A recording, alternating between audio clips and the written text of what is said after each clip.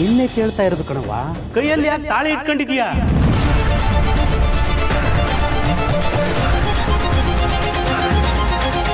ನಿನ್ನನ್ ಕೇಳಿದ್ರೆ ಲೀಲನ್ ಮುಖ ಯಾಕೆ ನೋಡ್ತಾ ಇದೀಯಾ? ಅವಳೇನಾದ್ರು ತರಕ್ ಹೇಳಿದ್ಲ?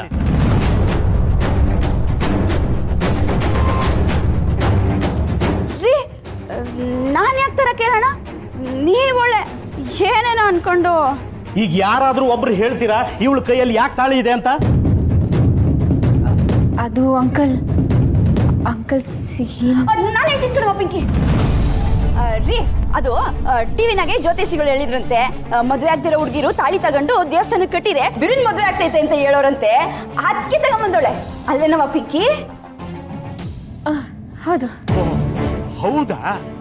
ಇದನ್ನ ನಿನ್ ಬಾಯಲ್ಲೇ ಹೇಳ್ಬೋದಿತ್ತಲ್ಲಮ್ಮ. ಒಳ್ಳೇದೇ, ಕಟ್ಟು. ಹೆಣ್ಣು ಮದುವೆ ಆಗಿ ಗಂಡನ ಮನೆಗೆ ಹೋದ್ಮೇಲೆ ಆ ಮನೆ ಅವಳದೆ.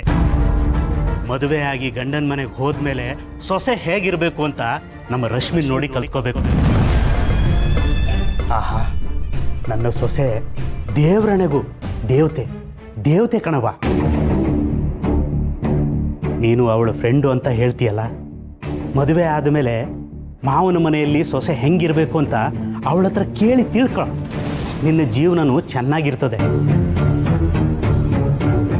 ಅವಳು ಮಾವ ಅಂತ ಬಾಯಿ ತುಂಬ ಕರೆದ್ರೆ ತೊದ್ಲು ಮಾತಾಡೋ ಮಗ ಅಪ್ಪ ಅಂತ ಕರೆದಂಗಾಯ್ತದೆ.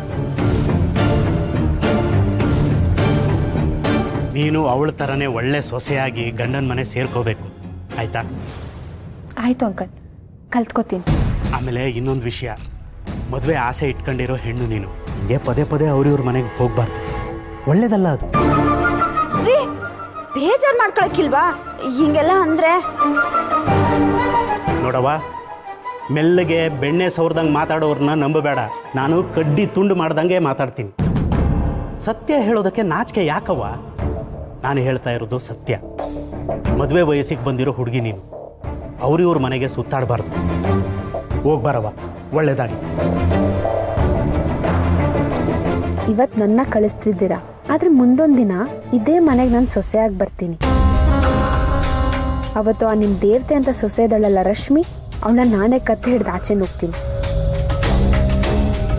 ಸರಿ ಅಂಕಲ್, ಬರ್ತೀನಿ.